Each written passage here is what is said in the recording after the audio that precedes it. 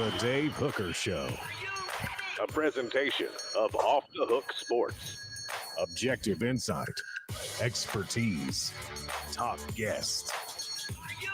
Available on YouTube, Apple, Spotify, and the Off the Hook Sports app. Download now for free. Also available on offthehooksports.com. I compute and obey. Now to Dave Hooker. Ready.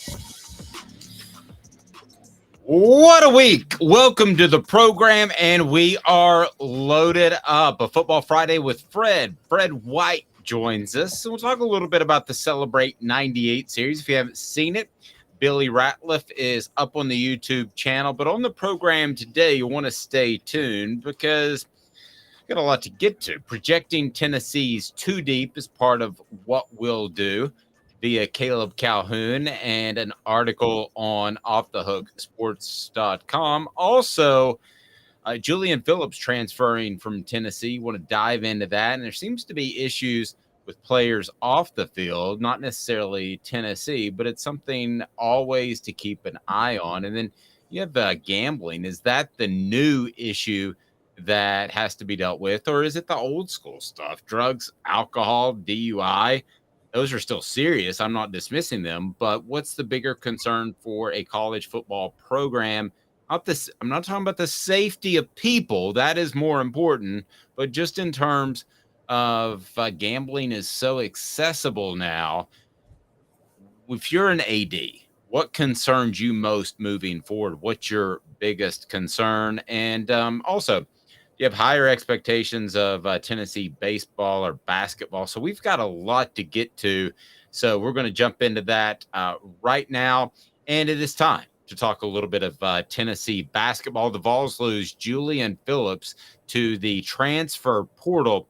Something I definitely want to dive into because we talk about rosters changing in football, but really, moving forward, it could be far more dramatic in basketball because one or two players can obviously make a bigger deal in basketball. Guys will mature later on. So we talk about transferring and all that sort of thing in football, but really you have to be a pretty special player like a quarterback. If you want to take Southern Cal, for instance, and what they were able to do with Caleb Williams, bringing him over. I mean, you can have a massive impact, but pretty much just a quarterback. In basketball, good afternoon, morning, Caleb, evening, whenever anyone is watching, you can have one dude that can change the course of a program and turn them from an average team to a very good team or championship team. What do you think of Julian Phillips transferring? Good morning. I think Julian Phillips is transferring largely because I'm going to give some credit to Rick Barnes on this. And I can't believe I'm saying this. We talked about this last week with some of the roster turnover. I'm convinced now Rick Barnes is changing his philosophy. This is a huge sign. Rick Barnes loves the mid-range still, and he loves to have the length advantage on the inside. Well, Olivier Kamwa and Julian Phillips have both entered the portal now. These were two starters at small forward and power forward for Tennessee that were really lengthy and used size massively to their advantage. And they're both gone. And what is he going to get in return? He's gone for sharpshooters. Don't Connect, and I think that's how you pronounce his name. I'm not entirely sure, but I would assume it's Connect.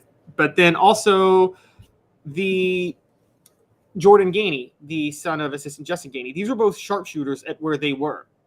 That's their thing. They're spot-up shooters. And obviously Santiago Vescovi is back. Sure, he added Chris Ledlum from Harvard for some defensive prowess, and I was concerned about that move. But when you look at the different changes that have gone, it's pretty clear he's focusing on elite shooters more than ever before. All signs, although, point to Freddie DeLeon being a great shooter, too, a four-star guard who committed in the middle of the season.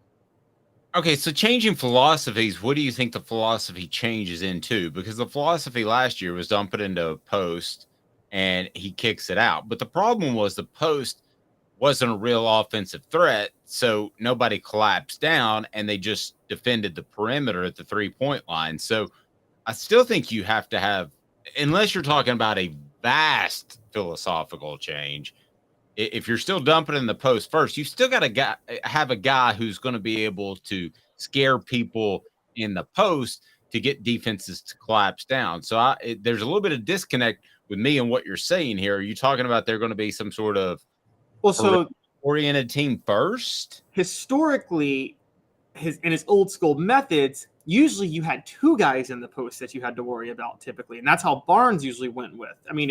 Think about the Celtics teams of the 80s. You needed to worry about Parrish and McHale. Yes, McHale had the fundamentals, but Parrish was a force down low that you had to worry about. And that's how many teams were constructed for years and years and years, and that's how Barnes liked to construct his teams. He's going with one guy now. I think he's going to make sure there's only one guy and then 4 shooters surrounding him. And he has that guy. Jonas Aidoo can be that guy. Uras Plavsic can't be that guy. You and I both agree. I think that Tennessee fans will be happy if he made the dumb decision to go into the NBA draft. But Jonas Aidoo can be that guy.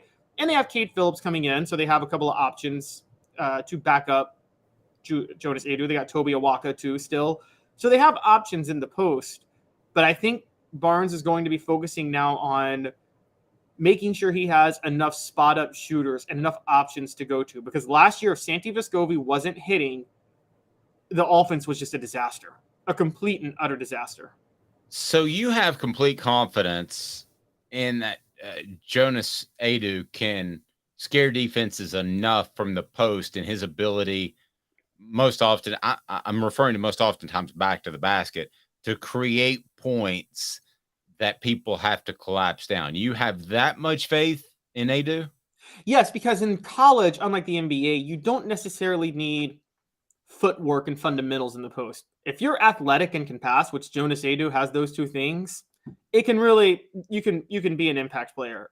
There were a lot of guys historically that are like that. Jonas Aidoo is very athletic and he can kick it out. Now, yeah, that wouldn't be enough in the NBA because there's guys that are as athletic and taller than Jonas Aidoo. So his footwork is questionable. But those two things in college is enough. It's more than enough. And so I think Tennessee will be fine. Okay, so I assume we're talking about Zakai Ziegler running the point if healthy. And then we would watch out for Freddie DeLeon. I keep saying it, but watch out for him. He is a potential superstar. Okay, so one of those two guys running the point. Yes. Right? Then at the 2, Vescovi. Yep. And then where we fit in the other shooters, and are you talking about basically the 4 positionless players and a post? Is that, well, not positionless because the point, but you see what I'm saying? 4 perimeter positionless players in the post. Yeah, a point guard, a center, and 3 positionless players. And who starts in those is a little bit, doesn't really matter. Like Santi Vescovi will obviously be one of the starters among those 3 spots. If Josiah Jordan-James returns, he'll be one of the 3 starters in those spots too. And yeah, I think one of the transfers and again, one of the transfers or Freddie DeLeon, one of those guys I think is going to take the other spot. I think DeLeon's going to see the court. I don't know if he's going to see it as the starting point guard or as the combo guard next to Zakai Ziegler, and then he takes over point guard duties when Zakai goes to the bench, which that happens a lot of times in basketball. Okay, we've got to see this happen first. But this is like Joe Rogan talking about aliens. We've got to see this happen first. But that's amazing, man.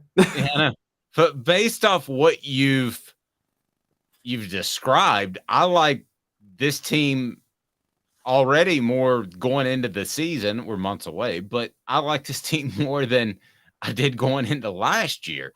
If Barnes holds by that, the concern to me is that it's going to work kind of okay and he gets used to it. It's kind of like a tuxedo.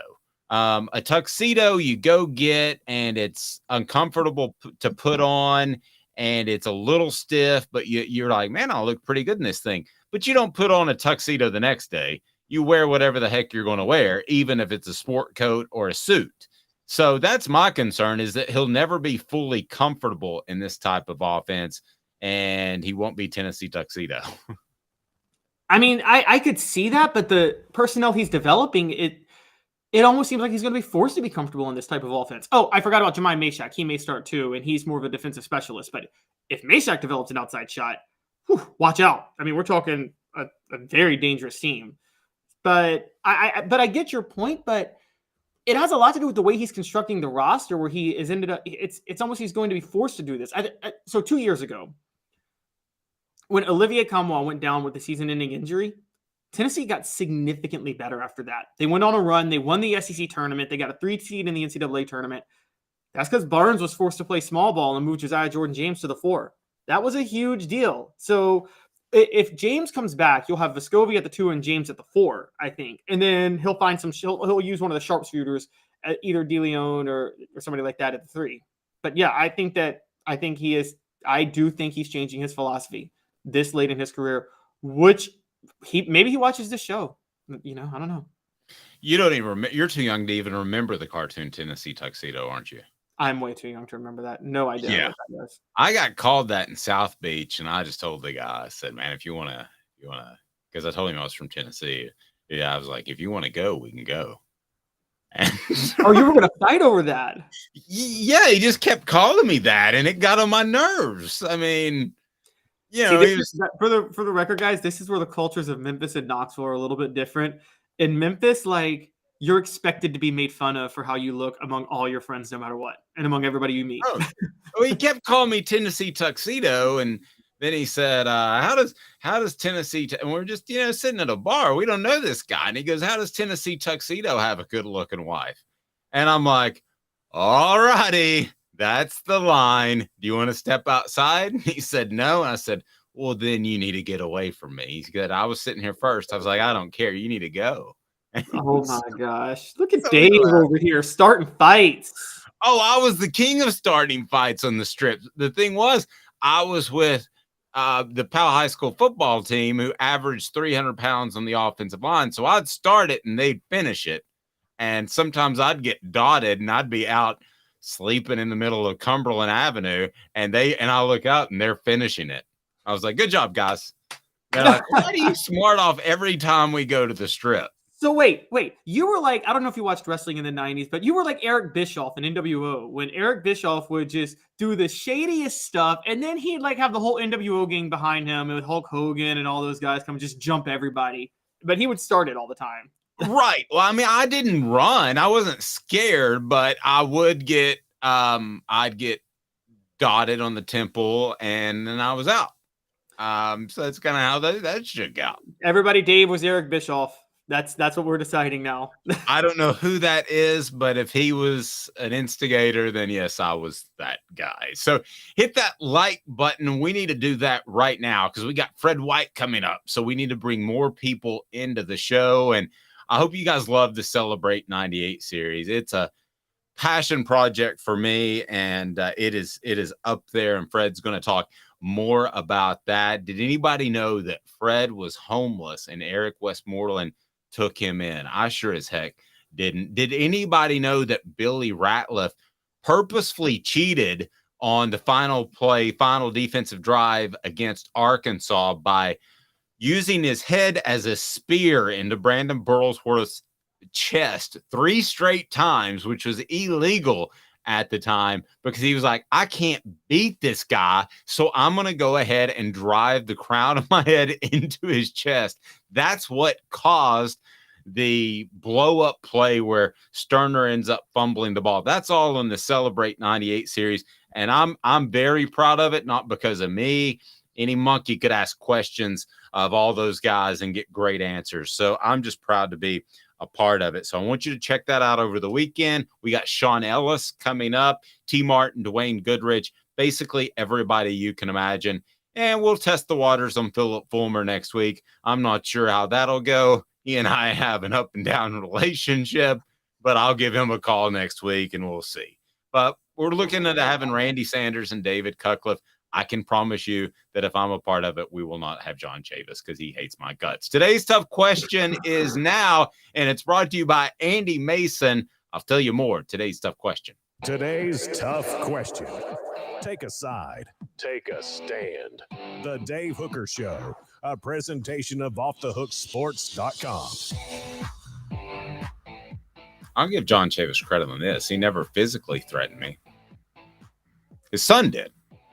But he didn't. Oh, I think his son came at me on Twitter. I don't know if it's the same son, but one of his sons came at me on Twitter years ago for just, I said the most benign negative thing. All I said was great at preparation, but he has struggled with adjustments, in-game adjustments. It was a glowing article on John Chavis. But it was just that one thing. I said he struggled with in-game adjustments. No. He's just not a good coach. He just had a lot of talent. I'll say that. No, but I think this was close to getting more physical, and I would have lost because he was an MMA fighter. It wouldn't have gone well. Why are we talking about me fighting so much in the beginning of the program? I'm actually, I got called. I'm like, John Chavis should have been the MMA fighter. The way, that voice. When's the last time you've been in a fight, Caleb? I never fought. Are you kidding? I was like, when I was 10 playing basketball in the neighborhood. Are you kidding? I never fought. I was not that guy at all. Rebecca says, Scrappy Dave. No, I was never afraid of a fight. I also wasn't afraid to lose, which I don't know if that's a good combination or not. But do you ever watch Bill Burr has a stand-up where he talks about how he loves the Pacers-Pistons brawl that happened in 2004? And he said, I love violence. Just not when it's being done to me. But I mean, I love violence. And that's me. And yeah, I tell you, the last fight I was on, I was in the Strip. I was a senior in college.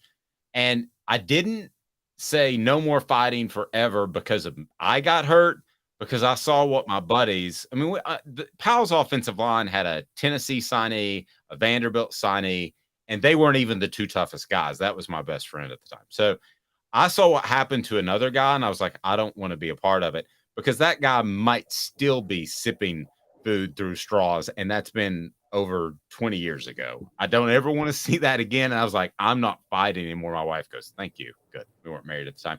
It's brought to you by Andy Mason Real Estate, who I grew up with, and we never fought. AndyMasonRealEstate.com. Save thousands or tens of thousands of dollars with AndyMasonRealEstate.com. Best service, best prices in the biz. It's AndyMasonRealEstate.com. Sign up. Rebecca, do not encourage me. Rebecca says, Scrappy Dave, I like it. I don't. No. Okay, so fighting is one of the things that you had to be concerned about back in the day, especially before the Strip was a big, huge apartment complex. And Tennessee's coaches had to be concerned about players getting in trouble. I remember there was one fight in which I can't remember his name, but he absolutely decked a player in intramurals. And he that was, do you remember who that was by chance? He in intramural basketball. What's that? Tony McDaniel. Wasn't that the Tony McDaniel suspension? It was, and could have killed the guy. And okay, so there were all these old school problems, and one that Caleb is going to bring up is DUI, and is drinking, and is drugs. But those are kind of old school problems, and I want to compare them to gambling. So let's use this as a backdrop. What's happening at other schools right now, Caleb, and with other athletes? Because while I think DUIs are on the decline, I think, and it's not, oh, I got away with driving home last night. That used to be my generation, which was awful. And goodness gracious, I would take back a million nights. Not a million, but so Caleb, we have issues going on now still with drinking and driving. What are some of the latest that have cropped up there?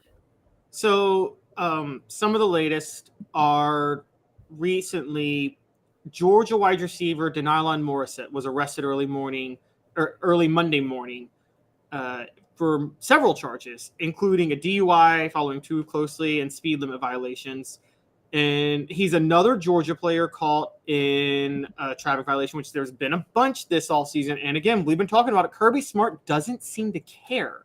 But beyond this receiver, Denylon Morissette, who actually did play 11 games last year, we find out that Jalen Carter, this drag racing incident that got somebody killed in January, he was driving on a suspended license at the time. That came out yesterday.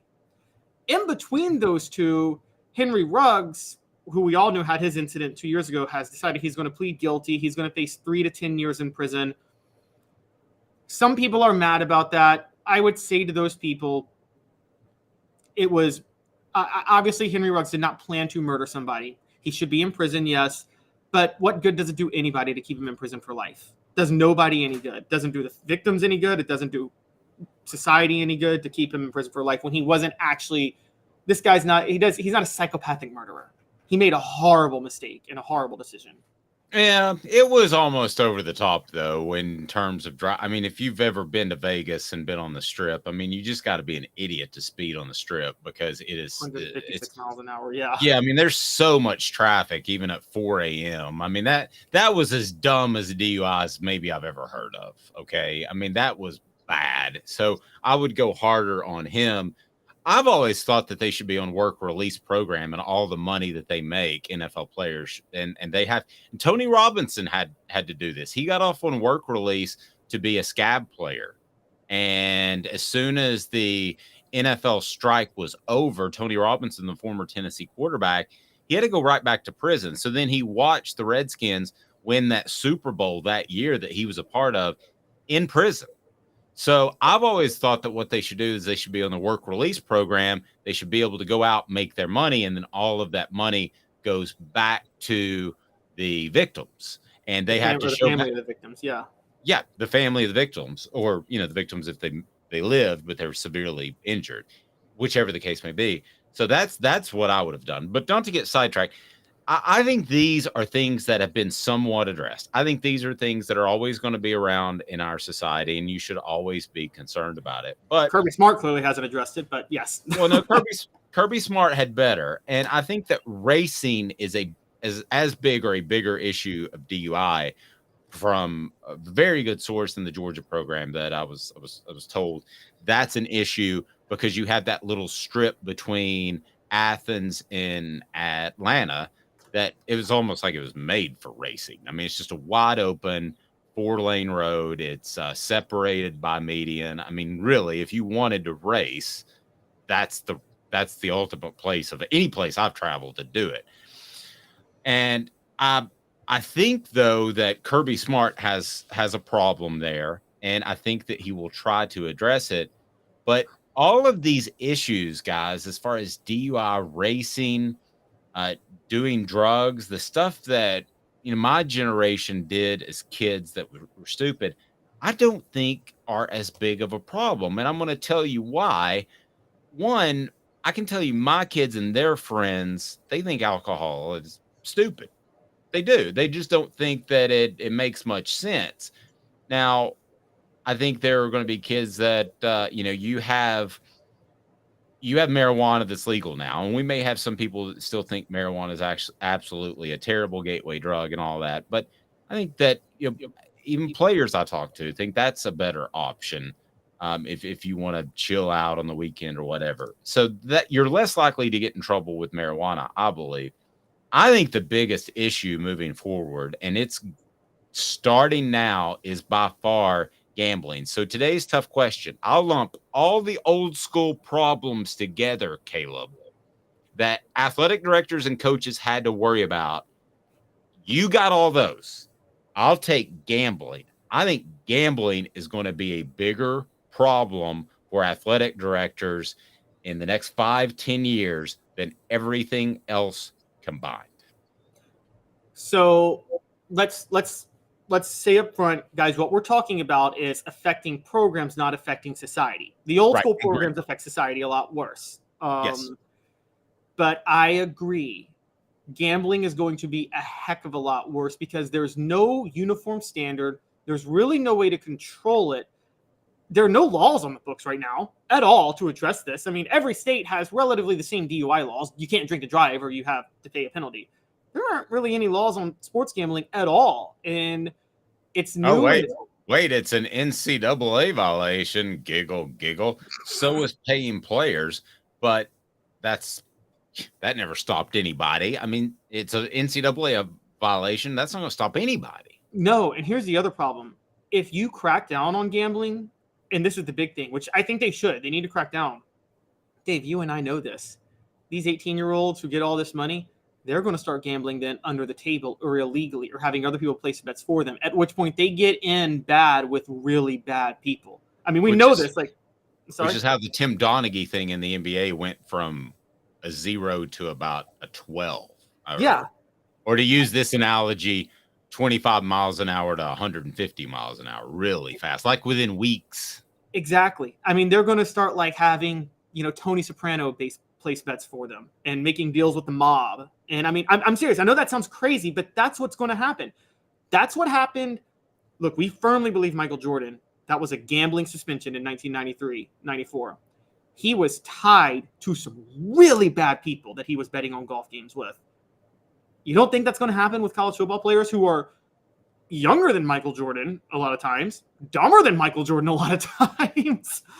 And this is, and what happens when, drug lords, mobs, gangsters are connected to your football program because people are wanting to place gambling bets under the table and not get caught. Travis says, come on, Dave, we were able to gamble in the 90s just as easy. Maybe that just wasn't my vice, but I didn't know how to do that. I could have gotten into a lot of trouble, but it wouldn't have been gambling. So maybe that's just me. I'd fill out a parlay sheet, and if I put $20 on it, that was a lot of money to me, so it didn't go any deeper to that. Now you have kids that have money, and you've got an app. That's so easy. I mean, you could literally do that in less than 5 minutes. So Fred White coming up next. It's a Football Friday with Fred. So stay tuned. Some thoughts that he had on why Tennessee's players didn't receive money at all in the 90s, and he stands by that firmly. We'll go with Fred White in 2 minutes. A Football Friday with Fred on Off the Hook Sports. Family has been creating jewelry since 1986, each piece unique with a story all its own. I'm Rick Terry with Rick Terry Jewelry Designs. I'm a jeweler, and I want to be your jeweler. We're grateful that you chose us to be Knoxville's best jeweler. My family and staff look forward to serving you. So please come see us. Kingston Pike and Campbell Station Road in the heart of Farragut, and downtown on Gay Street, right next to the Tennessee Theater. Hi, Mike Davis here with City Heating and Air, reminding you to always dare to compare. Our team provides quality local heating and air service, installation, and maintenance across East Tennessee. We use only the best equipment like American Standard heating and air conditioning for your residential, new construction, or commercial needs. Honesty, dependability, and customer satisfaction have been the cornerstones of our business since 1961. City Heat and Air. Dare to compare. With all that sun, sand, and salt water, the beach is a very relaxing place. Unless you wear contacts. Ow! Open your eyes to the best the beach has to offer with LASIK vision correction from Campbell Cunningham Laser Center. Do you want to own the more that owns every job? Then get to Vassey Lawn and Garden in Cleveland and get you a Toro. I'm David Vassey, here to talk to you about Toro. With a Toro Zero Turn, you'll get more out of every minute and you'll reach the finish line faster. At Vassey's, we like to say, no matter if you're mowing 3 acres a week or 11 lawns a day, homeowners and business owners alike find confidence in equipment they can trust from top to bottom. Vassey Lawn and Garden, Highway 60 North in Cleveland. Man alive, it's worth the drive. These mountains hold and defend a spirit far better than moonshine. A drink that holds flavor that becomes necessity. A hard cider made and relished by folk who are as hearty as they are legend. A refreshment that can only be found in one place. With a taste that makes you say, give me 3 bottles of the good stuff. Tennessee Cider Company, where necessity can be found. Who's this guy? Hello, wizard. The Dave Hooker Show, a presentation of Off the Hook Sports, YouTube, Apple, Spotify, and the free Off the Hook Sports app. Back to Dave Hooker. All right, let's get to Fred White. Love it. Fred White joins us each and every Friday. Portions of the program brought to you by Tennessee Cider Company, including Fred White's appearance. Go to TN Cider Company. It's phenomenal, and they bring you the Celebrate 98 series, which is up and running. Interviews with Eric Westmoreland and a guy named Billy Ratliff, who made kind of a big play that is on our YouTube channel. Fred, how are you, sir? I'm doing good, Dave. How about yourself? I'm fantastic, man. I'm kind of ready for the weekend, and good to go. A lot of things I want to talk to you about, but one of the things that, so I'm just going to be really honest. Fred, Billy, and Eric and I have, and players in the future, we will have some interesting conversations off the record and off the air, of which I'm not going to share some of that stuff. But one that I wanted to share that really blows me away, and I was talking to somebody who's a huge Tennessee fan yesterday, and I was telling him this, and he just flat out didn't believe it. And I was like, okay, I don't care if you believe it or not. I'm telling you as a friend. They told me this off the record, and I believe it.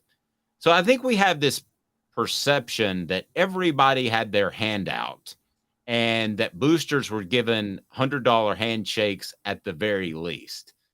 But I'm going to go ahead and share something off the record.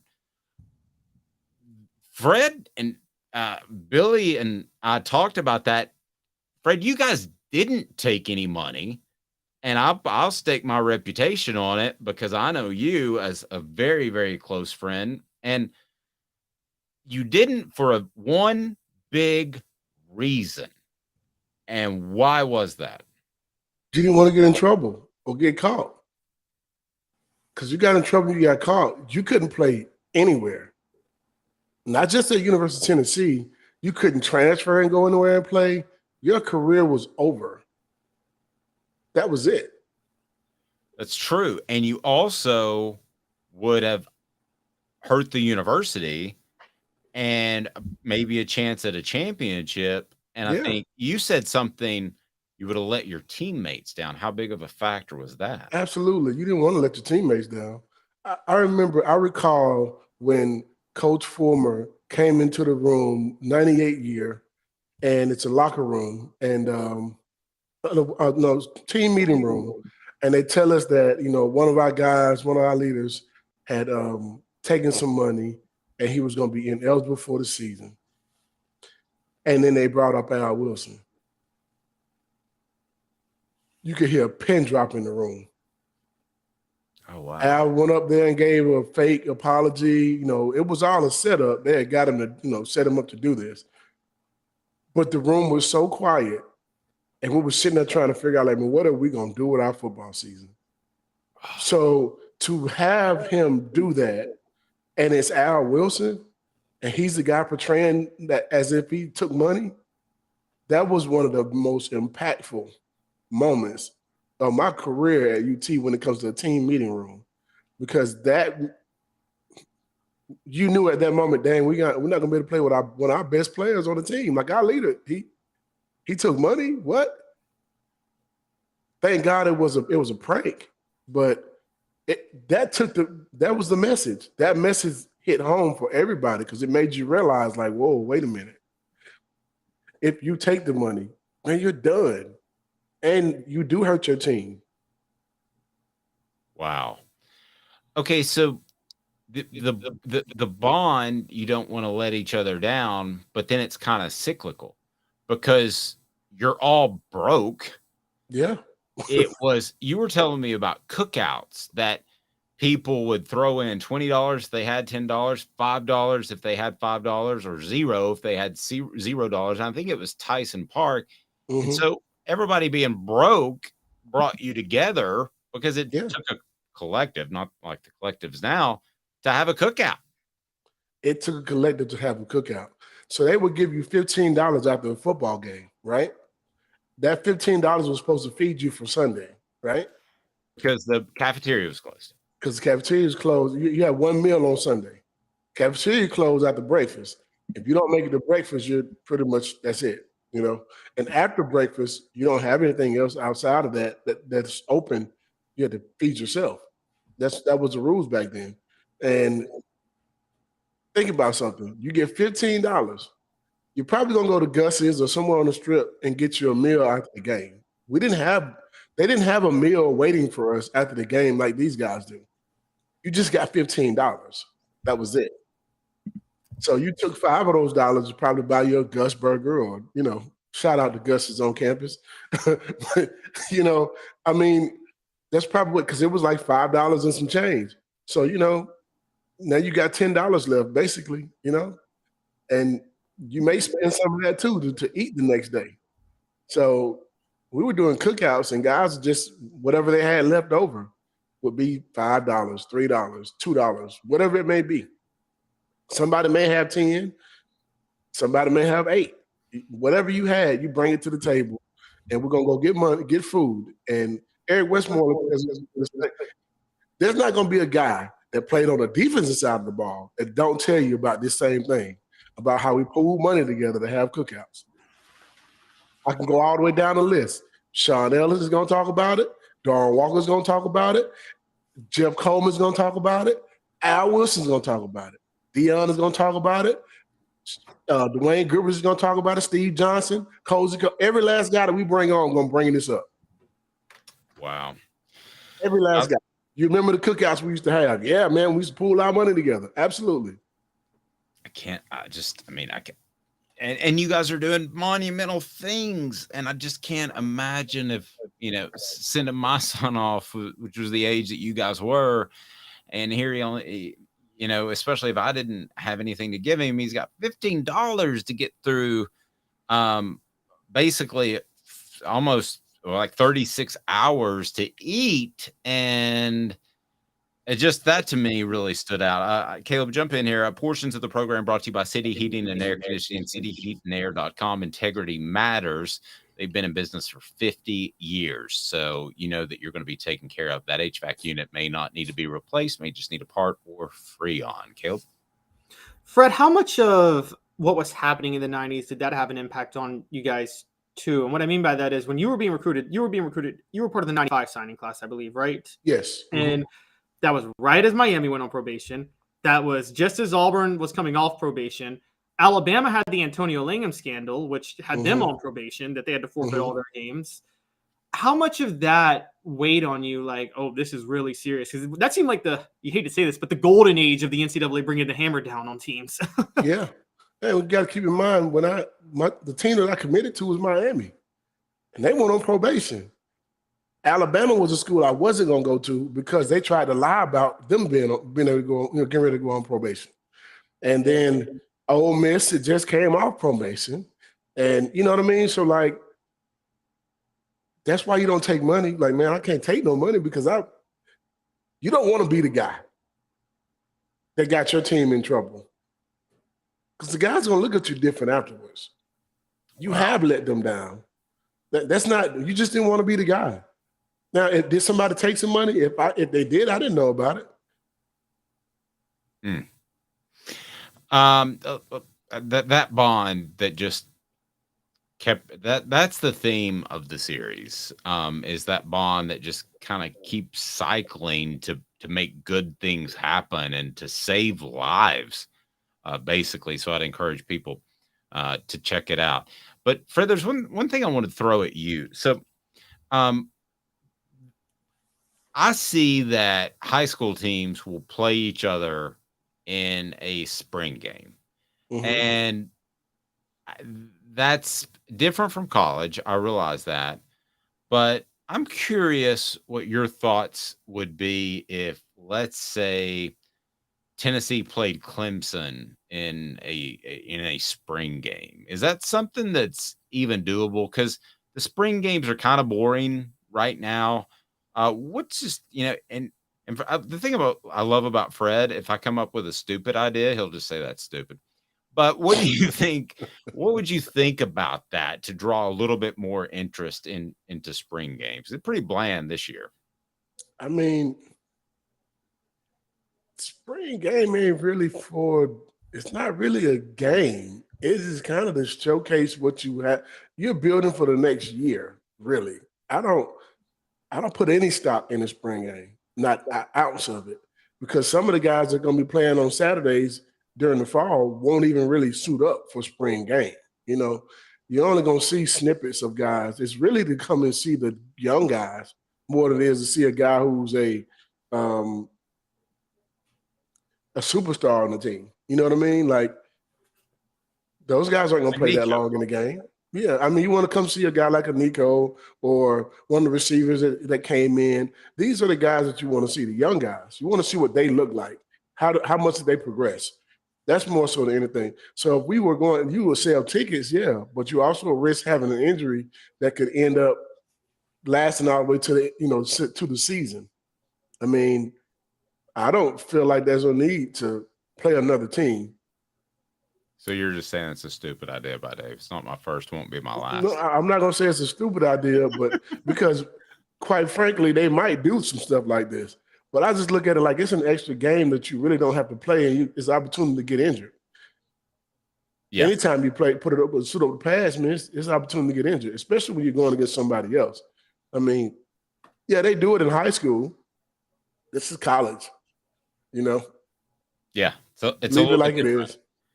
Yeah, it's a little bit different. I mean, they do the scrimmages team to team in the NFL, which I always thought was interesting. I don't see how tempers don't flare more often, but they always do, Fred. We always see a tussle.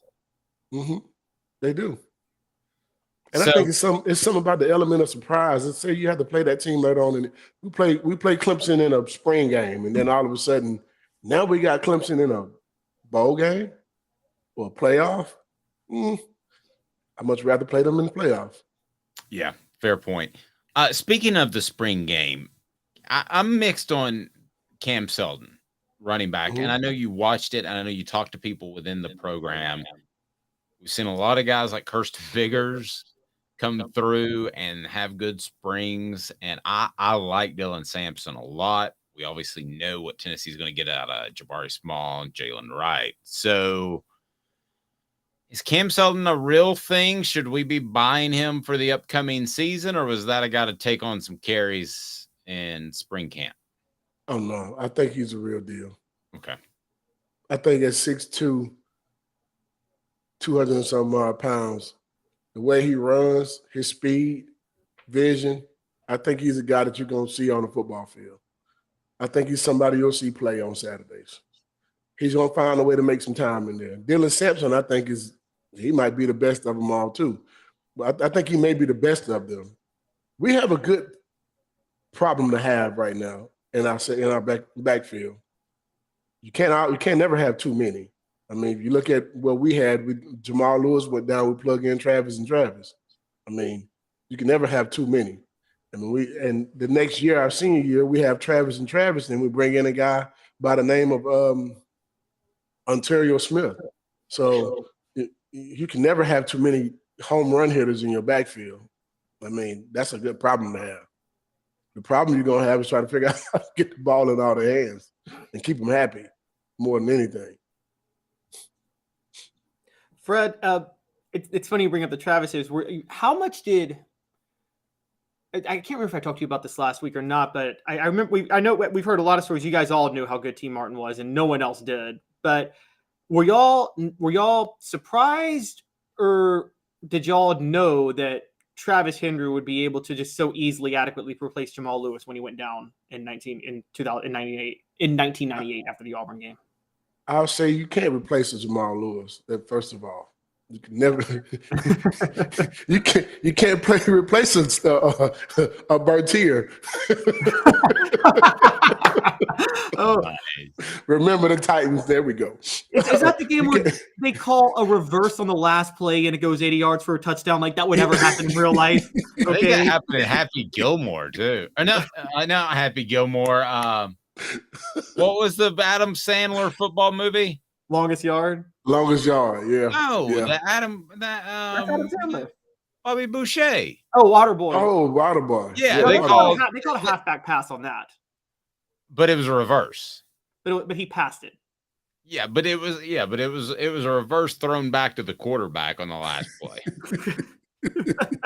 like anybody would ever fall for that. I can't remember Caleb's question. What was your question again, Caleb? I remember the question. Okay. So you can't replace a Jamal Lewis.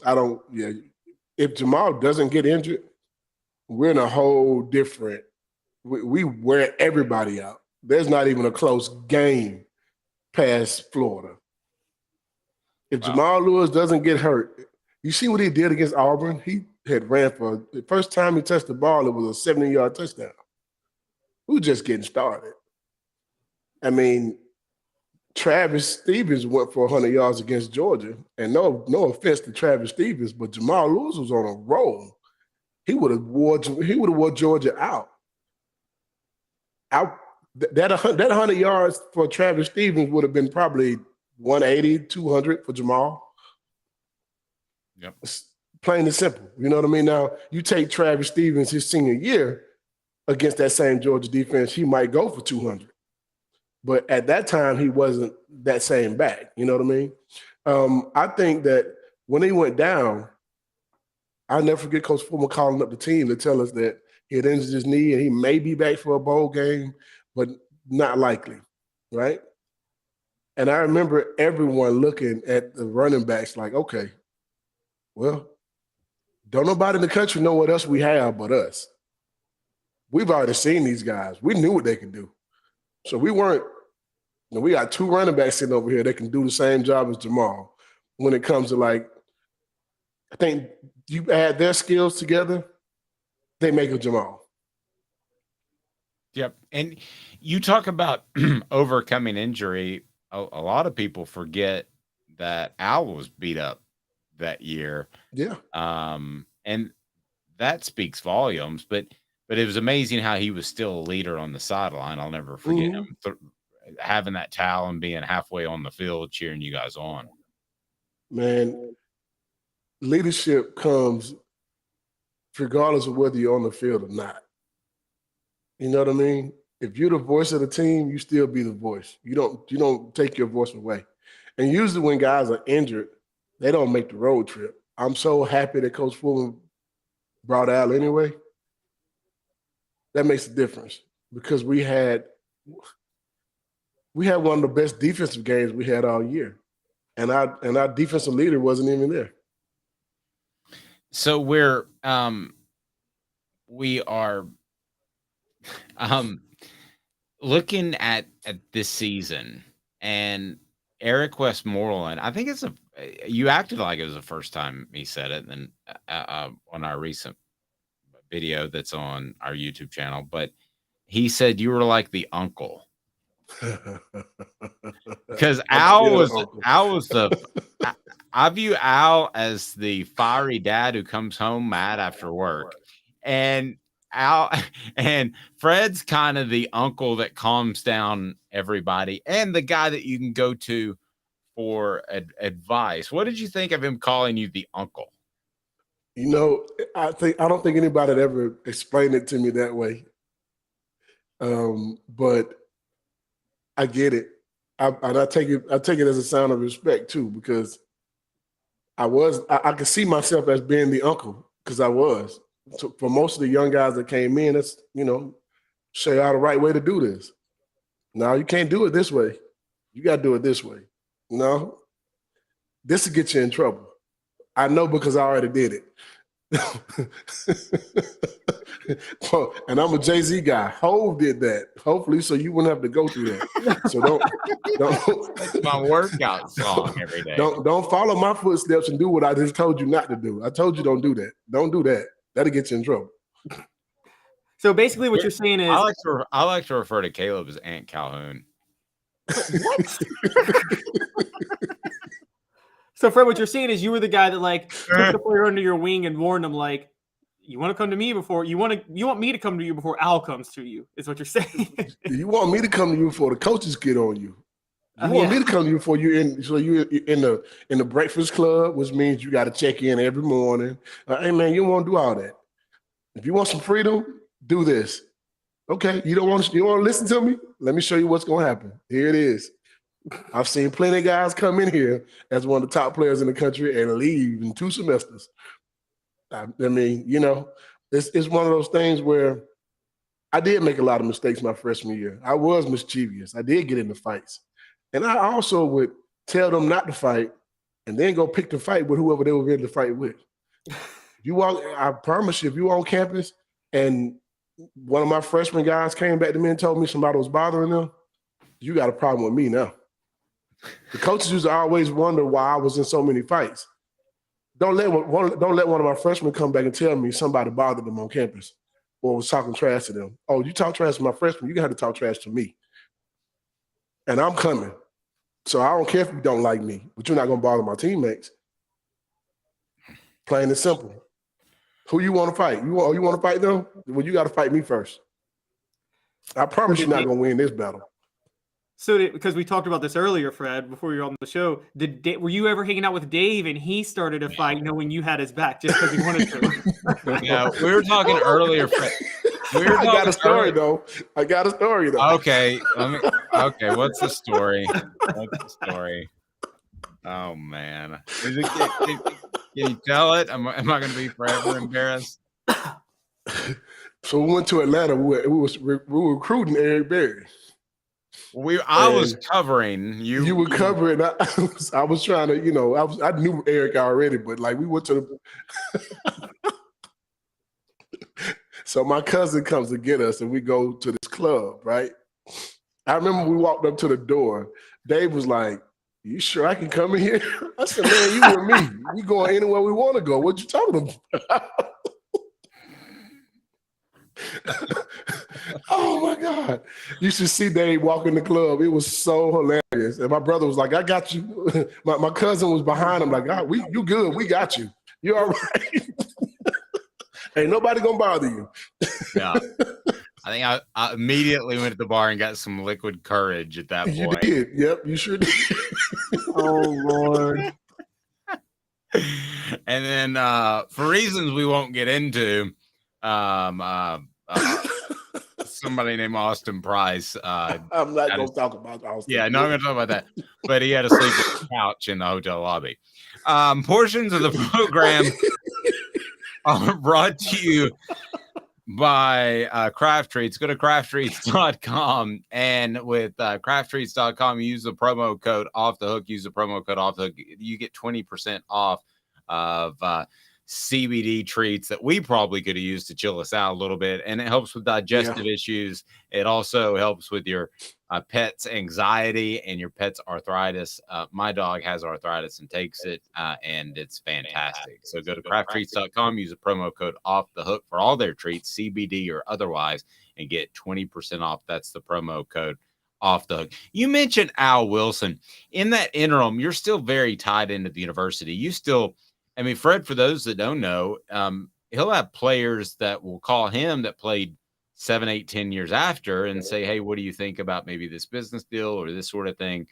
And who's the best leader do you think that Tennessee has had since Al Wilson?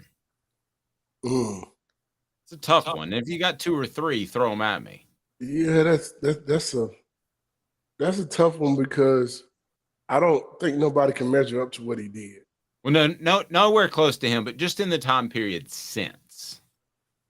Who has been a great leader for Tennessee? And Caleb, maybe you have some ideas. I got one already in my head, but I'll see where you guys go first. So it's almost like you're asking. Let me just kind of give you what I'm thinking, okay? So Reggie White's one of the greatest players to ever play the game at Tennessee, anywhere. Well, who was kind of in that same light with him? It ain't really nobody there. Yeah. So basically what we're talking about is Al was Mount Everest, and we're talking about somebody that might be the equivalent of a small hill in Powell, Tennessee.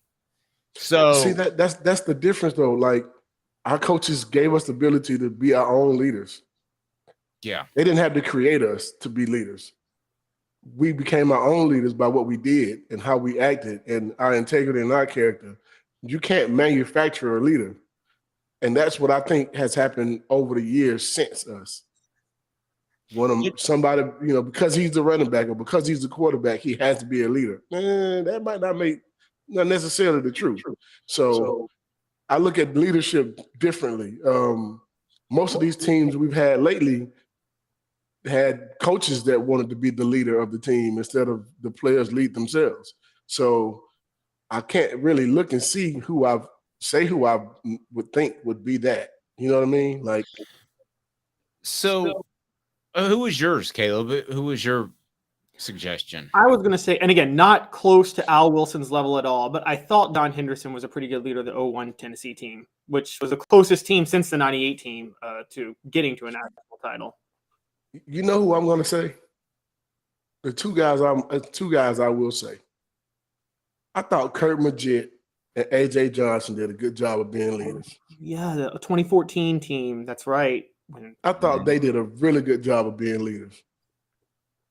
and that's who I'll go with. And then I think the obvious one, but we're talking so recently, is Hendon Hooker. When I interview Cooper Mays and Jacob Warren for the Vol Reports, I mean, there's this kind of, they have a similar admiration in a different way. I'm not talking fiery leader, but he can get fiery from what I've been told. But they have the same type of admiration for Hendon Hooker that you guys had for Al Wilson. It's the same type of feel. Mm-hmm. I don't think that's a huge stretch. Do you? I don't think it's a huge stretch. I think he's a good leader too. But I also think Joe Milton's a good leader. I think he's going to be one. I think he's done a really good job of being, being a leader, man, everybody respects you. Everybody on the team respects you. And they don't just respect you because you got a name. They respect you because of the work you put in. That's why we respected Al so much. He demanded so much out of us. But if you watch him work, you would have to work as hard because he worked his butt off.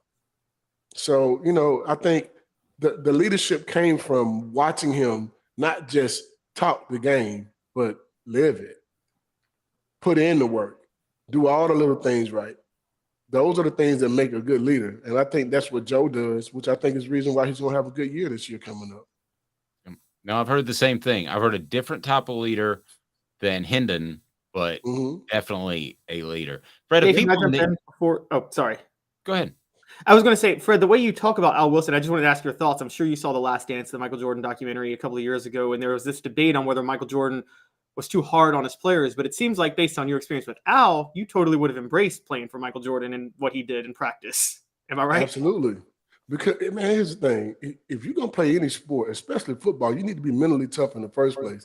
And if somebody brings something to your doorstep and tell you that you're not doing something the right way or you're not giving your all or whatever, they obviously saw something you did. So it's called constructive criticism. Be coachable. Not just be coachable from your coaches, be coachable from your teammates as well. How else you think you're going to win games? If I came to the sideline, I've come to the sideline several times and Deion Grant get on my case because I missed a call or I missed a read. Or I'll get on him. Or we get on Dwayne or whatever. That's what you do. You're supposed to in order to be better. We went to practice every day, and our thought process was, Al Wilson would say, we having perfect practice today. You know how much pressure that is? That means make no mistakes, none. Get everything right. If you drop a pass, you're one of them. That's how we practiced.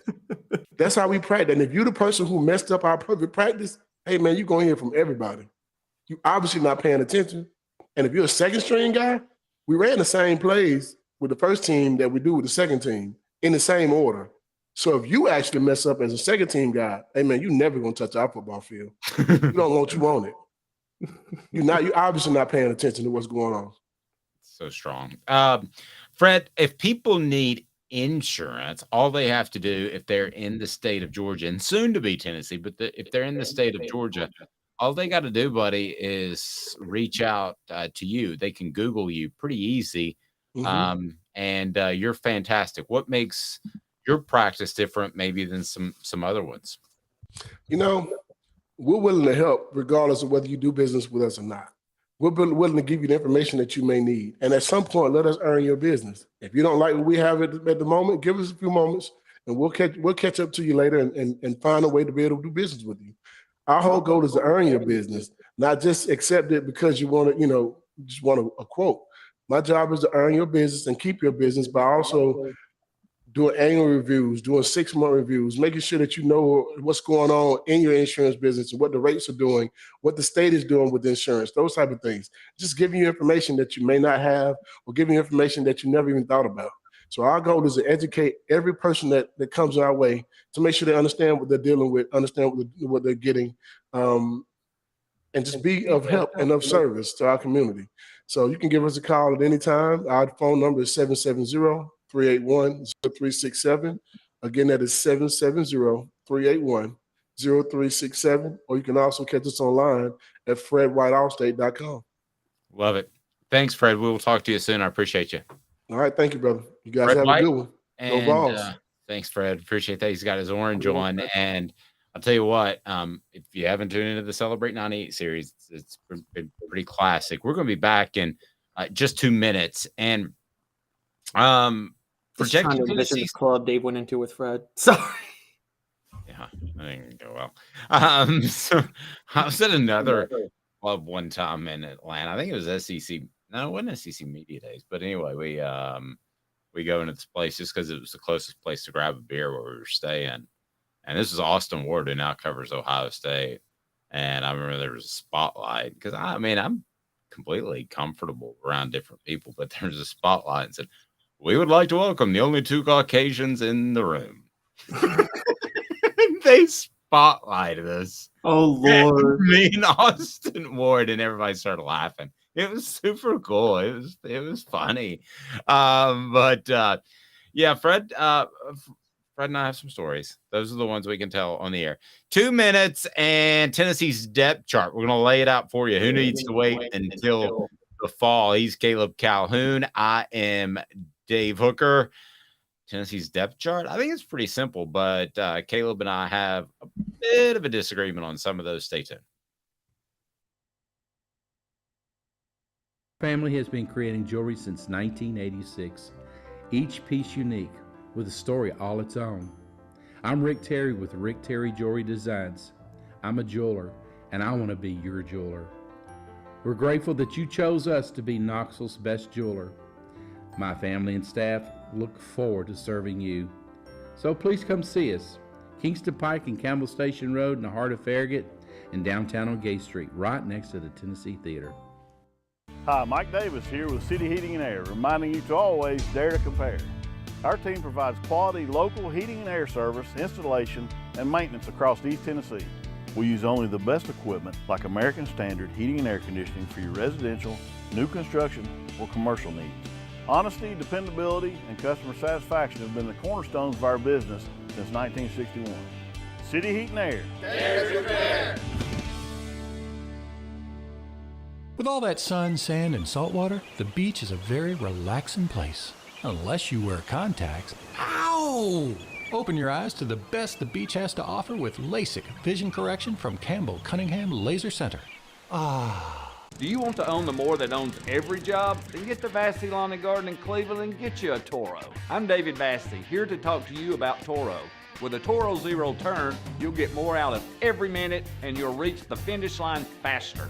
At Vassy's, we like to say, no matter if you're mowing 3 acres a week or 11 lawns a day, homeowners and business owners alike find confidence in equipment they can trust from top to bottom. Vassy Lawn and Garden, Highway 60 North in Cleveland. Man alive, it's worth the drive.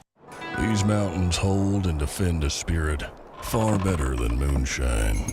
A drink that holds flavor that becomes necessity. A hard cider made and relished by folk who are as hearty as they are legend.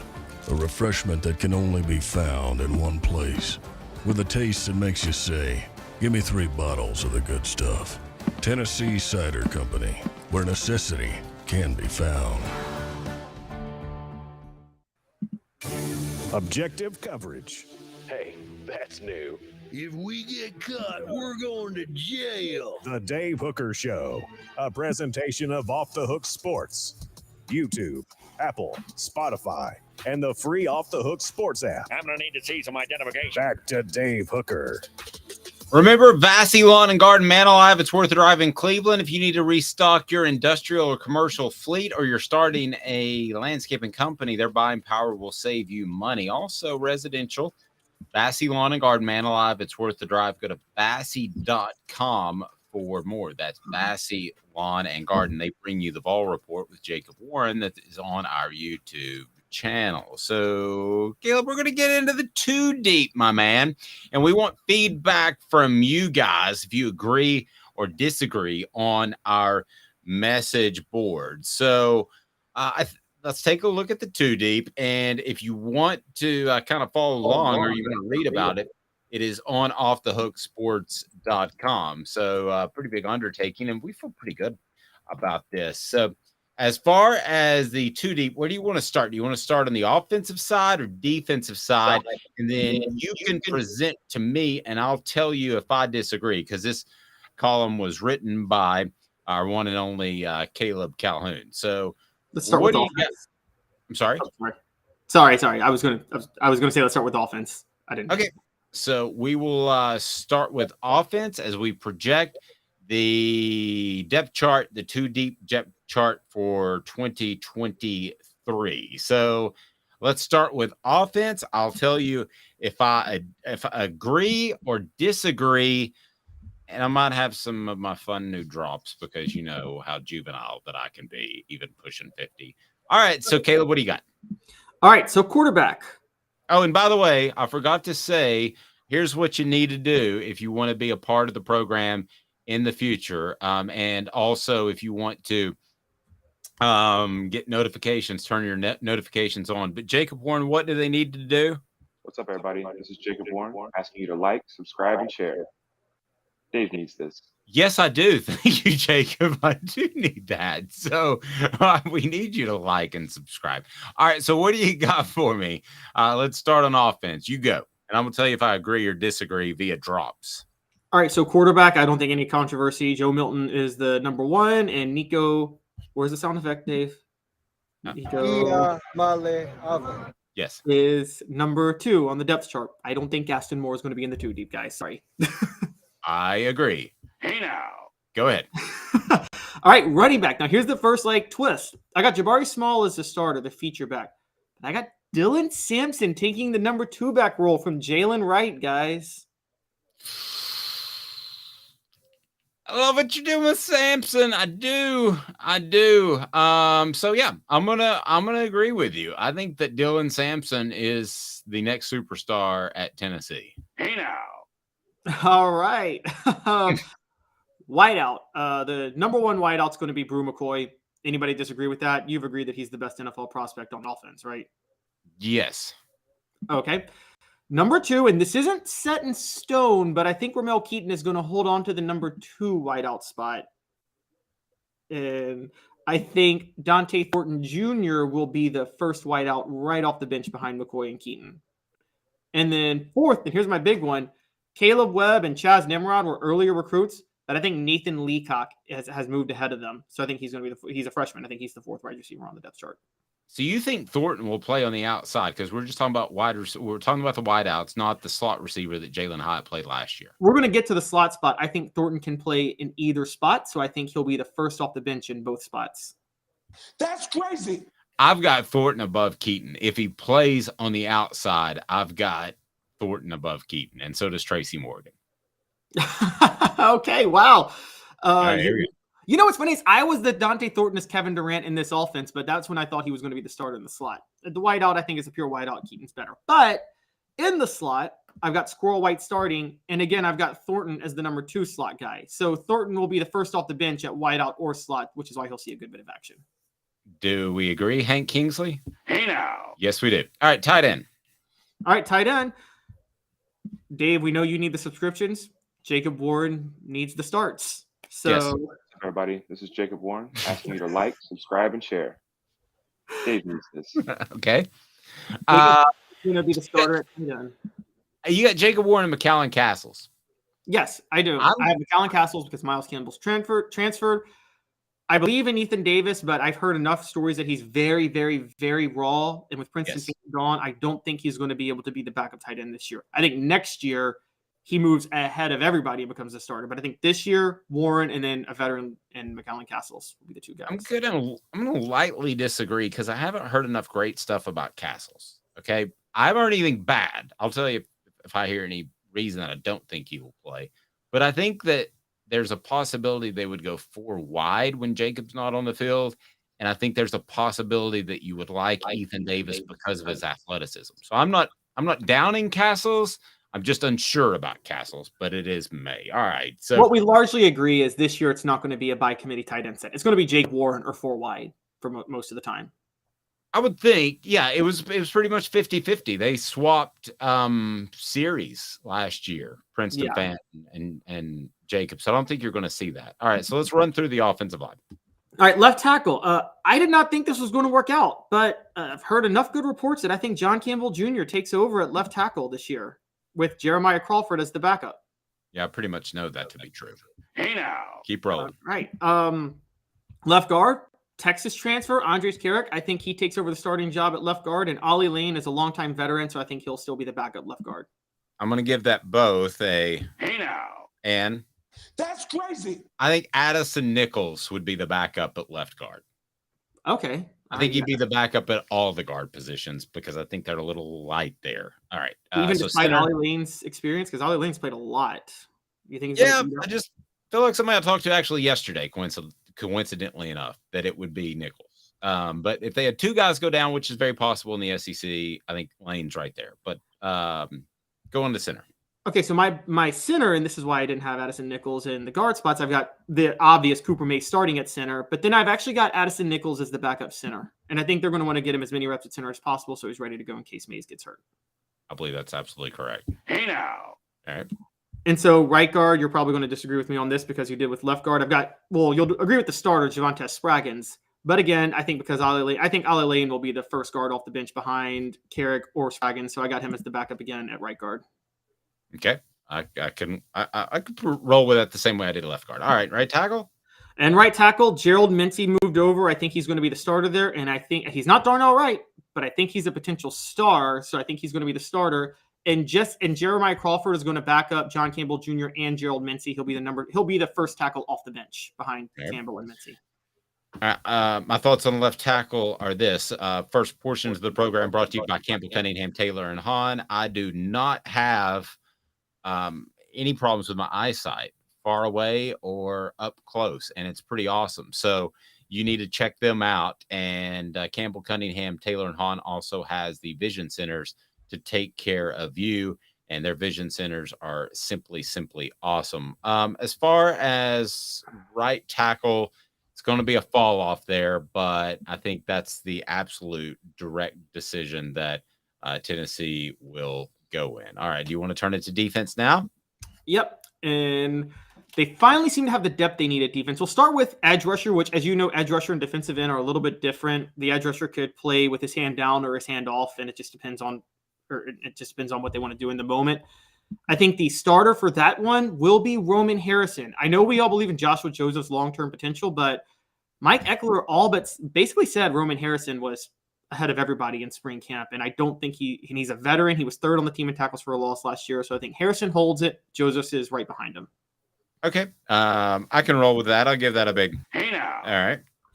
Defensive tackle, Amari Thomas is obviously the top defensive tackle. We agree with that. And then I'm going Bryson Eason will be the number 2 guy, Karat Garland, the number 3 guy, and DeJoun Terry, number 4. And for the record, Elijah Simmons, Nathan Robinson, and Arizona State transfer Omar Norman Lott will all be part of the rotation. I think the 3 main guys will be Amari Thomas, Bryson Eason, and Karat Garland. Elijah Simmons is the X factor. He has the ability, if he gets mean and aggressive, he could, I'm not comparing him to Reggie White, okay, but, Reggie White was soft a little bit his junior year and then had a fantastic senior year. So if you see that sort of jump, I think he has that sort of ability. He could be the guy at the end of the year that, if he has the right mentality we're talking about, is the breakout player on this football team. I believe that. I'm not saying it'll happen because mentality is a big part of the game, but it could happen. So I would add that in there for a little bit of context. What else you got? Okay. Would you say Thomas and Eason will be the main starters in the middle, though? Unless Simmons just suddenly goes crazy. Okay. Yes. All right. So the other edge rusher, Thomas definitely. I mean, if Simmons comes out of this, if Simmons just gets darn angry, and I remember Albert Haynesworth, Jeff Fisher told him, he said, "You just got to get so angry and during a game that because he lacked a little bit of that to play hard all the time." Now it resulted in him raking his cleats across the Dallas Cowboys offensive lineman's face, which was bad. But if Simmons turns into that, where he gets angry at football, the guy that's across from him at life during those 60 minutes, then that's the X factor on the defensive line and maybe the entire team. For Davis patches O'Houlihan from dodgeball. You got to get mean. You got to get angry. Yeah, exactly. He needs to look over and see his wife with another man and his kids giving him the bird. That's what he needs. Exactly. All right. So the other edge rusher, this is, and I separate the Leo versus the defensive end because the defensive end is the guy on the other side who plays always with his hand down. And I've got Tyler Barron starting there with Byron Young gone, and I think Tyree West is going to back him up this year. And so I got Tyler Barron and Tyree West. I will give that a big. Hey now. That's absolutely correct. What else? All right, Mike linebacker. Aaron Beasley resuming his role that he had last year. And I've heard good things, particularly from Josh Ward, that Elijah Herring will be his backup this year.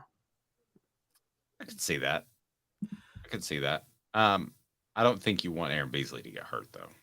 Yes. If there were 3 guys, then obviously the quarterback is always one with any team. And then if I made a list of 3 guys, Beasley might be the one guy that. But you got Healy too. But go ahead, continue with the list. Yeah. So on the weak side, which is replacing the role Jeremy Banks had, I've got Keenan Peely as the starter. But this is one where you can afford an injury because I think the guy backing him up, Arian Carter, young guy, but I'm hearing a lot of good things about him. See, I'm gonna switch it up a little bit. I think, and this is based off me watching their tape, and I'll do a little digging to have some better insight next week. I think that Peely seems like a more natural fit at Mike, and then maybe you get Arian Carter and you just said his name, and Elijah Herring or no Aaron Beasley. Yeah, maybe put Beasley on the outside, possibly. I'm just throwing that out there. Nothing I've been told. Okay. I mean, I feel like Beasley was sent on a lot more rushes last year and was even less reliable in coverage than Banks, even though Beasley was a natural safety. But we'll see. So that's the only reason I had him at Mike. Yes. Because I think weak side has to be in coverage a little bit more. Okay. So cornerback. Now, this is my going all out there. I think Jordan Matthews becomes the number 1 cornerback. The freshman out of Louisiana, I think he becomes the number 1 cornerback, and I think he finally becomes what Josh Heupel has been looking for this whole time. I'm your huckleberry. Possibly. I think that there's a realistic chance of that. And I think he could be Tennessee's shutdown corner that they've been missing for so long. What else you got? And the number 2 corner will be Gabe Judy-Lally, the other BYU transfer on the other side. I think he's a fundamentally sound cornerback, the guy that can guard the number 2 receiver, but is just not athletic enough to guard the number 1 receiver. And that's where I got him. That's crazy. I think Gabe Judy-Lally is going to be the backup at almost every position in the secondary. All right, so who starts? Well, do you think my third guy starts at the other spot, which is Warren Burrell, who returns from injury? Hey now. Yes, I do. Okay. And the 4th cornerback on this is I have Kamal Hadden. Yeah, he's a dude. All right. I don't want to say anything bad about him, man. He's fine. He seems like a great young man. He's a really nice guy. Yeah. Oh, You know what I need to do? Why don't you shut the hell up? Go ahead. I don't want to say too much. I don't want to run a kid down. All right, at the star position. All right, I'm going to be a little mean here, but Tamarian McDonald was a starter all last year. I don't think he's in the rotation this year. I'm sorry. I just think he was so awful last year. I'm sorry, Tamarian. I hope I didn't sabotage a negotiation you had with him on the show, but no. So but we're not going to say this about any player. You suck. Okay. But seems like you're close to that. So I want to get far away from that. He's a fine young man. He's doing a great job. Okay. Dave is the participation trophy guy. We'll see. So Danico Slaughter I have he started a little bit at corner last year. I think he's going to move over to star this year and start at star. And I would have Slaughter actually at that other cornerback position. So, but again, I'm not. I'll give you insight when I have it. I'm just looking at skill set. I'm not saying that he's going to be that, but based off anything I've been told, but that just seems like that way at skill set. Go ahead. That's possible, but I thought with Burrell and Gabe Judy-Lally, neither who played last year, they would take it. But you might be right. But I have Slaughter starting at star, and then I have Brandon Turnage right behind him. Turnage backed up Theo Jackson a couple of years ago, and then his one start was SEC Defensive Player of the Week. I think he might get that role back this year. Okay, so I'm much higher on Slaughter than you are, and I think Gabe Judy-Lally is going to be a utility player across the secondary and very valuable. So even if he doesn't start, I think at the end of the year, you're going to look at him and say, that's a very important player because somebody's going to get hurt at some point, or that's true, suspended because some drunken idiot comes into their girlfriend's room. And they don't realize how strong they are, and they throw a punch and accidentally break their face. But other than that, all right, what else we got? All right, so at strong safety, no surprise, Jalen McCullough is the starter. And I think and my shock is that I think Jordan Thomas takes the backup role. The reason is a lot of people talk about Andre Turntine, but based on things you told me and things I've read, it just doesn't seem like he's figured it out. That's crazy. I'm taking Gabe Judy Lawley as the back. So you got him as the backup just all across the board. I really do. Yeah, okay. I think he's a smart guy. He's going to learn all the positions, and I think he's definitely going to be the backup of the two safety positions. And in a pinch, he would be able to do so at cornerback. All right, and that's then my free safety is the utility defensive back of last year, and the guy who I thought really emerged towards the end of the year, and that's Wesley Walker. I think is going to replace Trayvon Flowers at free safety. Hey now, love that. And behind him will be the son of Rodney Harrison, Christian Harrison, who I feel like is football smart. And if there's one position in the secondary that, I mean, they all require football smarts to a degree, but the one that requires the most football smarts is free safety. So I think Christian Harrison will be ready. Say wham. I'm with that. All right. Trying to figure out a way to work in that draw, but that one may go away. All right. Do we have anybody left, or are we good? Well, special teams, I think Charles Campbell starts at kicker. Jackson Ross, the rugby dude, starts at punter. And Dylan Sampson will be the kickoff returner, while D. Williams is the punt returner. And don't underestimate this, guys. Matthew Solansky is the long snapper. With Morgan Cox still in the NFL, Tennessee football is long snapper you. It is. It's been punter you. I mean, you just stop by Knoxville and you become an NFL punter. Ask Tommy Townsend. Yes.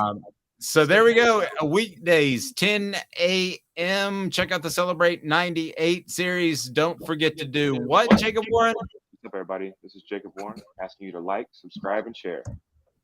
Dave needs this. Yes, he does. He's Caleb Calhoun. I'm Dave Hooker. Hope everybody is having a fantastic weekend, and we will talk to you each and every weekday at 10 a.m.